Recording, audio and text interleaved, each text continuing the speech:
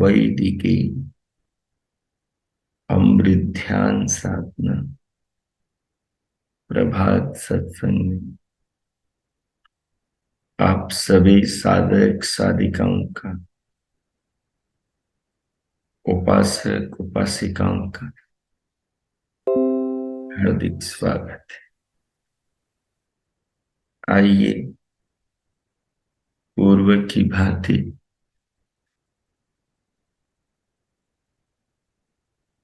हम जीवन के आधार, जगत के निर्माता, शरीर के रचयिता, आत्मा को देह में बसाने वाले, शरीर को बनाने वाले, आत्मा शरीर का दोनों का संबंध करने वाले, आत्मा के लिए शरीर के लिए नाना प्रकार की वस्तुओं का नित्य निर्माण करने वाले, नित्य ही अपनी व्यवस्था से संसार के सब प्राणियों के जीवन की रक्षा करने वाले पार ब्रह्म परमेश्वर का, उनके उपकारों का, उनकी महिमा, उनसे मिले देह शरीर का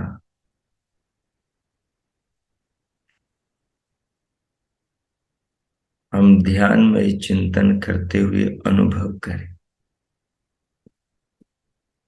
और भगवान के प्रति हृदय में कृतज्ञता, धन्यवाद के भाव अनुभव करें।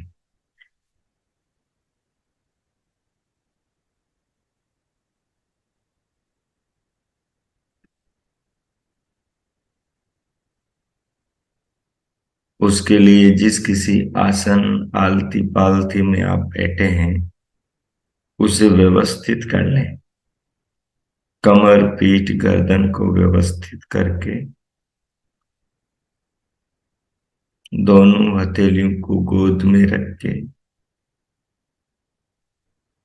नेत्रों को मूंद करके पलकों को सहज करके बाहर से भीतर आने वाली श्वास प्रश्वास को लंबा गहरा लयबद्ध करके अनुभव के साथ धीरे धीरे भीतर लें। धीरे धीरे लेते हुए अनुभव करें श्वास का, श्वास के साथ पूरे शरीर का, शरीर के साथ साथ दिव्य नाद का, दिव्य नाद के साथ साथ दिव्य प्रकाश का, और इनकी अनुभूति करते हुए आवश्यकता अनुसार श्वास लेते छोड़ते रोकते हुए परमात्मा के निज नाम ओम का मानस जप करें। जप के साथ पूरे शरीर को, नाद को, प्रकाश को अनुभव करें।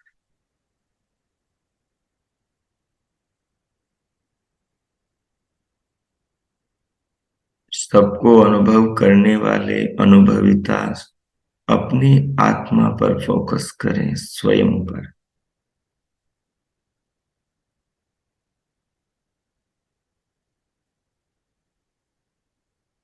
इन तीनों तत्वों को अनुभविता आत्मा स्वयं को प्रकृति से निर्मित सृष्टि और शरीर को और इस शरीर और संसार के निर्माता परमात्मा को ध्यानमय चिंतन के द्वारा समझे, अनुभव करें। चिंतन के विचारों से अपने चित्त को संस्कारित करें। अगले 5-7 मिनट तक ये प्रयोग करें। जो अब तक आप सुनते आए हैं उस आधार पर चिंतन करें और अपने आप को आनंदित करें। ओम कीजिए।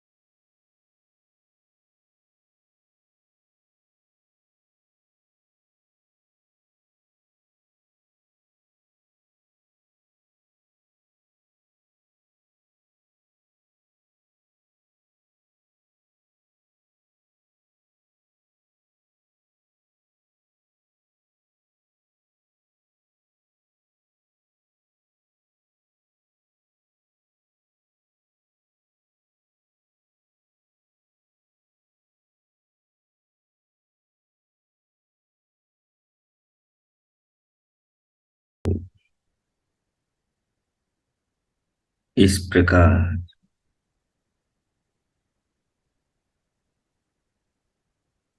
शरीर पर, आत्मा पर, परमात्मा पर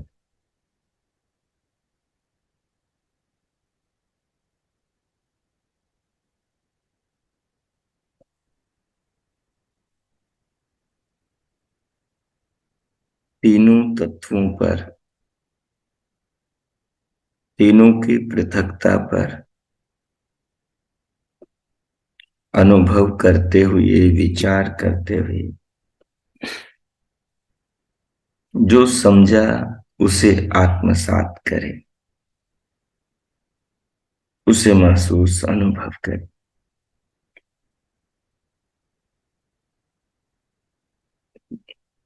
कि जो विचारा वो वैसा ही है ना।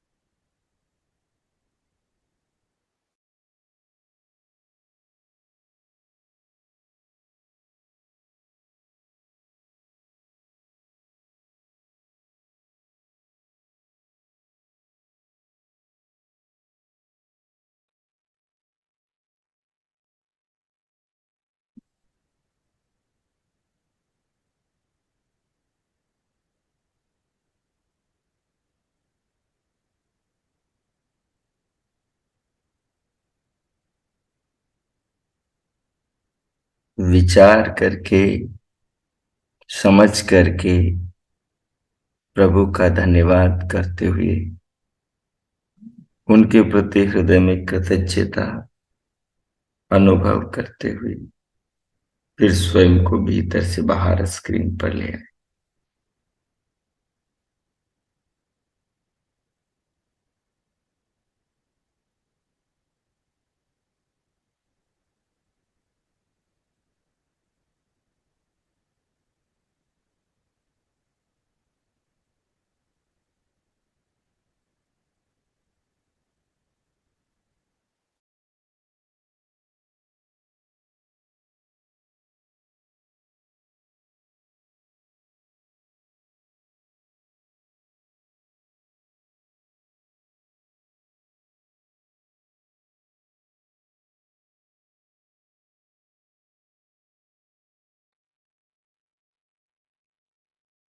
ओ,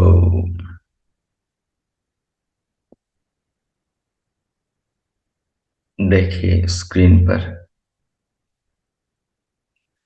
हम निरंतर गीता का स्वाध्याय, चिंतन मनन करते चले आ रहे हैं। ध्यान के उपरांत आज हम गीता के द्वितीय अध्याय के 50 और 51वें श्लोक को देखेंगे, उस पर विचार करेंगे। 50वें श्लोक को कल हमने देखा था और समझा था। बुद्धि युक्तो जहाती है उभय सुकृत दुष्कृते तस्माद योगाय युज्यस्व योग कर्मसु कौशलम। श्री कृष्ण अर्जुन से कह रहे हैं कि हे पार्थ,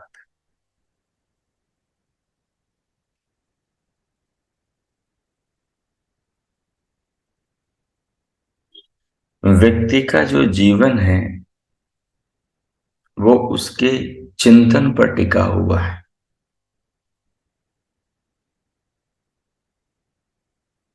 और उसका चिंतन जो है वो उसके ज्ञान पर टिका हुआ है।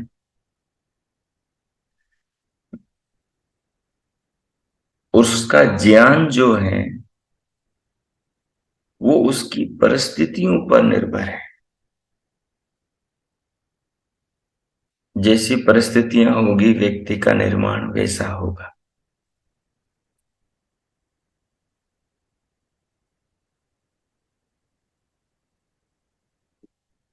परिस्थितियां कैसी भी हो, लेकिन ज्ञान यदि उसको शुद्ध मिल जाए तो फिर विकृत परिस्थितियों के होने पर भी चिंतन शुद्ध होगा।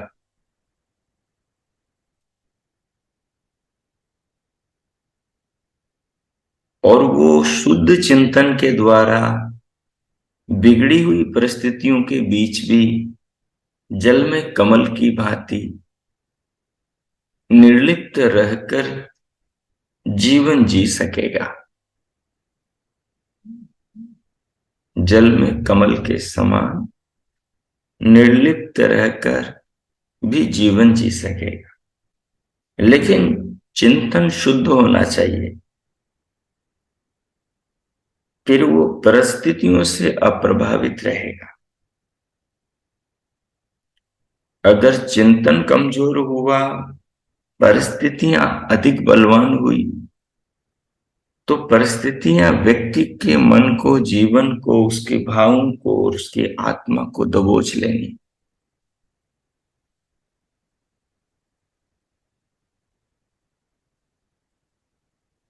परिस्थितियां चाहे आर्थिक हो, परिस्थितियां चाहे पारिवारिक हो, परिस्थितियां चाहे राग द्वेष मोह पूर्वक हो, या परिस्थितियां किन्हीं सामाजिक या राष्ट्रीय संकटों से जुड़ी हुई हो, कोई भी दुनिया की परिस्थिति हो, हर परिस्थिति से ऊंचा व्यक्ति ज्ञान के द्वारा स्वयं को ऊपर उठा लेता है। लेकिन ज्ञान की न्यूनता होगी, या ज्ञान कमजोर होगा, या ज्ञान मिश्रित होगा, तो छोटी से छोटी परिस्थिति भी उसको दबोच लेगी। छोटी से छोटी पारिवारिक घटना भी उसको हिला देगी। अगर किसी रास्ते चलते आदमी ने आंख निकाल कर देख लिया, तो आदमी का सारा व्यक्तित्व गड़बड़ा जाएगा। अगर उसके बारे में एक झूठी अफवाह संसार में किसी ने उड़ा दी, या कोई उसकी गुप्त कमी को उजागर कर दिया, तो आदमी देखा नहीं संसार में आत्महत्या कर लेते हैं, गायब हो जाते हैं, मिलते नहीं, देश छोड़कर भाग जाते हैं।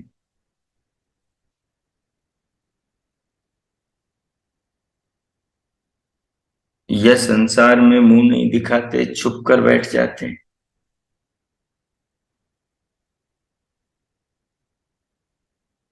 परिस्थितियों से यदि ज्ञान अधिक उत्कृष्ट बलवान नहीं है, तो परिस्थितियां व्यक्ति को दबोच लेती हैं, और दबाने के बाद में परिस्थितियां अपना प्रभाव देखती हैं। व्यक्ति को रोने गिड़गिड़ाने पर, दीनहीन होने पर, पूर्ण रूप से सांसारिक होने पर, पूर्ण रूप से देहभोगी बना देती है। इसलिए ज्ञान की, शुद्ध ज्ञान की, बुद्धि युक्त ज्ञान की, समता वाले ज्ञान की, जड़ और चेतन को पृथक अनुभूत कराने वाले ज्ञान की, आत्मा परमात्मा, आत्मा और प्रकृति, शरीर और आत्मा, इन सबके वास्तविक स्वरूप को अलग अलग यथावत जनाने वाले ज्ञान की आवश्यकता है, कि वो ज्ञान उसे जीवन की हर परिस्थिति में सम रखे।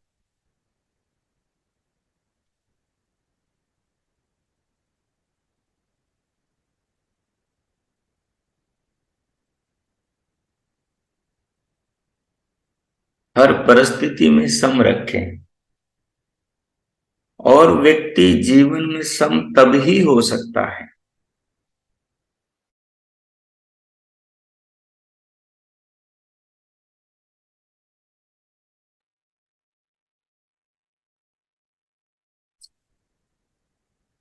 जब वो वस्तु के वास्तविक ज्ञान से ओतप्रोत हो, तभी व्यक्ति सम हो सकता है।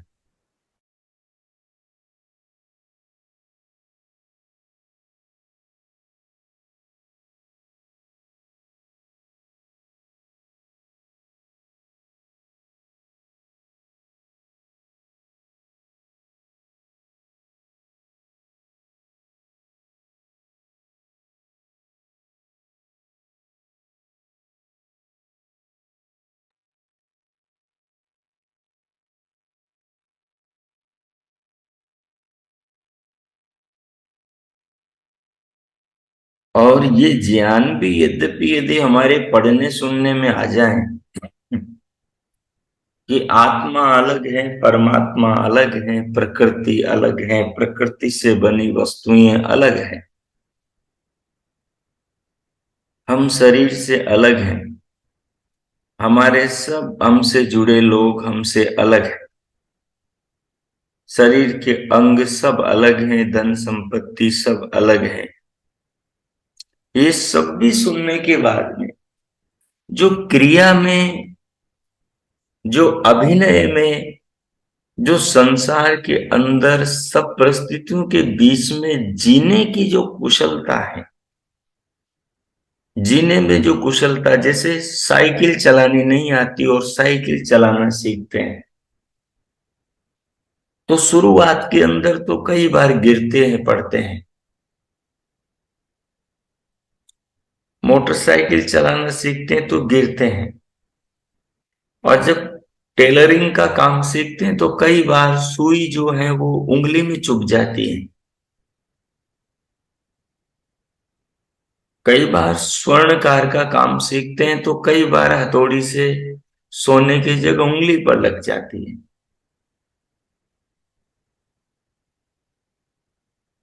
ये अकुशलता है। जब तक आप कुशल नहीं होंगे साइकिल चलाने में, मोटरसाइकिल चलाने में, टेलरिंग करने में, तुरपाई करने में, सिलाई करने में, रोटी बनाने में, भोजन पकाने में, शुरुआत में नए आदमी के हाथ जल जाते हैं तवे पर।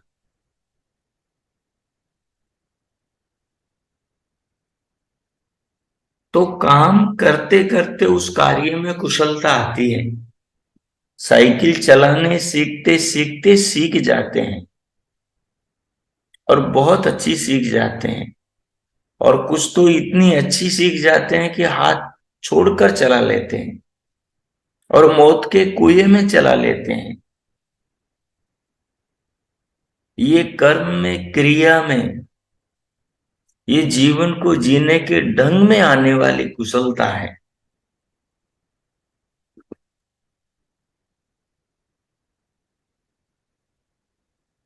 और जब तक ये कुशलता नहीं आएगी तब तक हम परिस्थितियों से प्रभावित रहेंगे, यानी राग द्वेष काम क्रोध लोभ मोह इंद्रियों के विषयों से प्रभावित होते रहेंगे। तो ये तो कुशलता कैसे आएगी? कुशलता ऐसे आएगी कि संसार के काम को करते हुए ये कुशलता वाली दृष्टि है ना, जो जीवन व्यवहार में बनाकर रखनी पड़ेगी। उसके बिना कुशलता नहीं आएगी।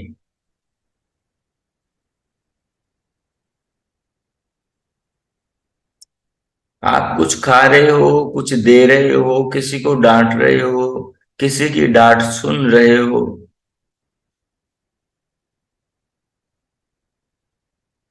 तो देते लेते हुए जो मोह होता है, राग होता है, द्वेष होता है, डांट सुनते हुए, किसी को सुनाते हुए, जो नाना वृत्तियां अपने अंदर उठती है, उन सबको देखते हुए अपना निरीक्षण करना कि मैं इनसे कितना प्रभावित होता हूं। और यदि वो करते हुए हम अपने भीतर ऐसा महसूस करें कि मैं अप्रभावित रह रहा हूं, तो समझें कि ये समता है, ये कर्मों में कुशलता है, जिसको यहाँ कर्म योग कहा जा रहा है। तो इस प्रकार ये दूसरा 50वां श्लोक हमें ज्ञान के महत्व को बताता है, और ज्ञान के महत्व को बता करके संसार की नाना प्रकार की अच्छी बुरी परिस्थितियों में उनसे अप्रभावित रहते हुए जीने के लिए उत्साहित करता है। और परिस्थितियों में हम कुशल कैसे बनेंगे, उनमें रहते हुए उनसे अप्रभावित कैसे होंगे, बार बार प्रयास करने से बनेंगे कुशल। बार बार कुशल प्रयास करने से बनेंगे, और प्रयास करते हुए फोकस उस पर रखेंगे तो धीरे धीरे हम कुशल बनते चले जाएंगे। ये एक व्यवहारिक अनुभूति अनुभव की बात है। इसी रीति से कर्म में कुशलता आती है।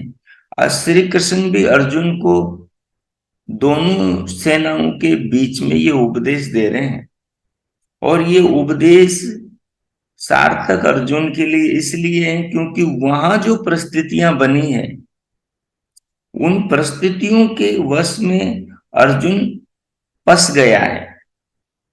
वो समंदु के मोह जाल में फंस गया है। उसकी आत्मा प्रकृति और परमात्मा वाली दृष्टि नहीं है।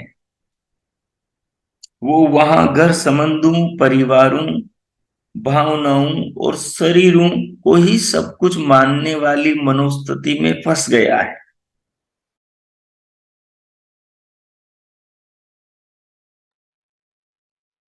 तो उस मनोस्थिति से श्री कृष्ण उसको बाहर निकालना चाहते हैं। निकालने के लिए ये 50वां श्लोक यहां बोला है। अब इसी बात को और मजबूती से समझाने के लिए अगला श्लोक कहते हैं,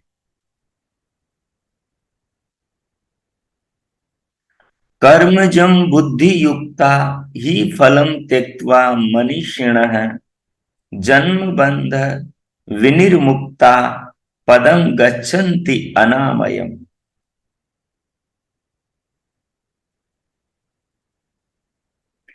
कर्मजं बुद्धि युक्ता ही फलम त्यक्त्वा मनीषिणः जन्म बंध विनिर्मुक्ता पदम गच्छन्ति अनामयम्। करे हैं निश्चय से, बुद्धि युक्ता मनीषिणा, निष्काम कर्म रूप बुद्धि से, तात्विक दृष्टि से, आत्मिक, शारीरिक, पारमार्थिक, इन तीनों तत्वों की दृष्टि से, तीनों तत्वों की ज्ञान वाली तृतीय चक्षु रूपी ज्ञान दृष्टि से युक्त मननशील पुरुष, व्यक्ति, स्त्री, योगी, योगी, योगिका, साधक, साधिका, कर्मजं फलम त्यक्त्वा, कर्म से उत्पन्न होने वाले फल में आसक्ति को छोड़कर, अनामयम, कल्याण रूप, पदम, पद को, भावना को, गच्छन्ति, प्राप्त होते हैं। जैसा कि तद विष्णु परमं पदम सदा पश्यन्ति सूर्य, वो जो व्यापक परमात्मा है उसका स्वरूप है, उसको यहाँ परम पद कहा गया। उस परमात्मा का धाम, वो परमात्मा का धाम मतलब परमात्मा का स्वरूप। जब परमात्मा समझ में आता है तो आनंद और खुशियां और तनाव और समस्याएं सब दूर हटने लगती हैं और खुशियां, आनंद बढ़ने लगता है। जब उसके परम पद को, यानी उसके निराकार, कल्याणकारी, जीवन का आधार, जगत का धारण पोषण करता सच्चिदानंद स्वरूप हमारे सामने, हमारे चित्त में, हमारे विचार में आने लगता है, तब ये बात कह रहे हैं। तो कह रहे हैं कि कर्मजं बुद्धि युक्ता ही फलम त्यक्त्वा मनुष्य, ये जो ऊपर जो योग कर्मसु कौशल कहा, ये कर्मों में कुशलता वाली जो योग की भावना है, दृष्टिकोण है, इस दृष्टिकोण को धारण करके फलों में आसक्ति के भाव को मनीषीण यानी मननशील व्यक्ति त्याग देता है। और जन्म बंध विनिर्मुक्ता, जन्म बंध विनिर्मुक्ता, जो जन्मों के बंधन में बांधने के कारण है, उन कारणों का भी त्याग कर देता है। पदम गच्छन्ति अनामयम, जो वो अनामयम कल्याणकारी मोक्ष स्वरूप परमात्मा का है, उस अमृत पद को प्राप्त होता है। जो व्यक्ति तीनों तत्वों को, इनके तत्व ज्ञान को प्राप्त करके संसार में वस्तुओं व्यक्तियों के साथ में व्यवहार करता है, विवेक पूर्वक व्यवहार करता हुआ इनमें पछता नहीं है, कमल की भांति, ऐसा व्यक्ति जन्म मरण के सब बंधनों से विनिर्मुक्ता, मुक्त हो जाता है और मुक्त होकर पदम गच्छन्ति अनामयम, परम पद परमात्मा को प्राप्त करता है। लेकिन कब प्राप्त करता है? जब कर्मजम बुद्धिर्युक्ता फलम त्यक्त्वा मनीषिणः, जो कर्मों से फलों की प्राप्ति होती है ना, उन फलों में आसक्ति के भाव को त्याग करके, आसक्ति के भाव को त्याग करके अपने कर्तव्य कर्म को निष्ठा पूर्वक जो मनन पूर्वक करता है, वो व्यक्ति।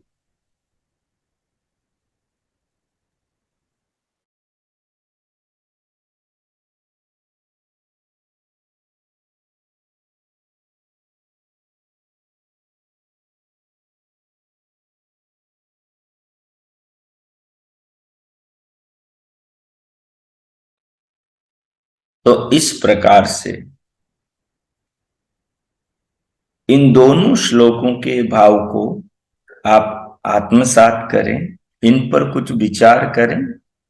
अभी जो हमने बातें करी हैं, इन पर विचार करें, अमल करें। 5 मिनट में मौन होता हूं। आप 2-3 मिनट इनके भाव को आत्मसात करें, फिर प्रभु का धन्यवाद करें जीवन के लिए। फिर जीवन को जीने का जो तरीका इनसे समझ में आता है, उसके लिए अपने आप को संकल्पित करें, प्रभु का धन्यवाद करें, फिर हम शांति पाठ करें। ओम कीजिए।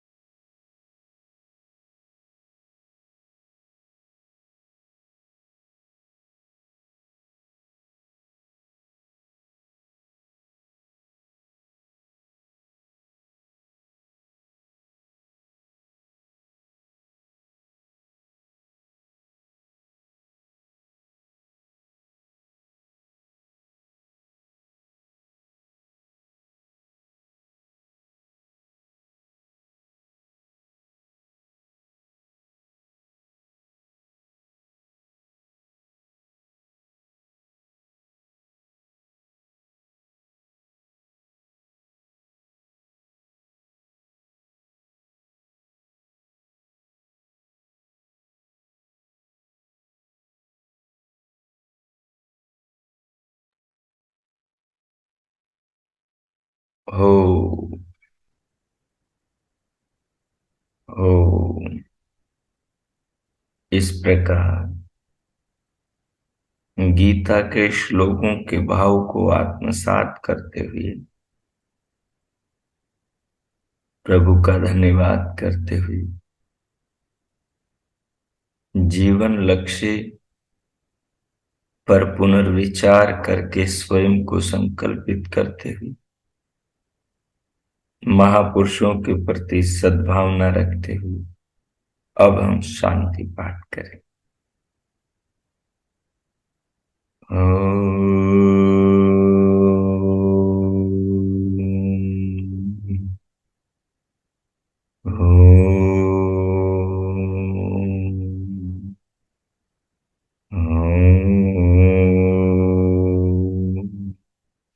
शांति शांति शांति। ओम।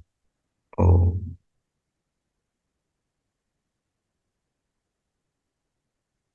आज का आप सबका दिन शुभ हो, मंगलमय हो। सबके लिए प्रभु से बहुत बहुत मंगल कामनाएं, बहुत बहुत शुभकामनाएं। इति ओम।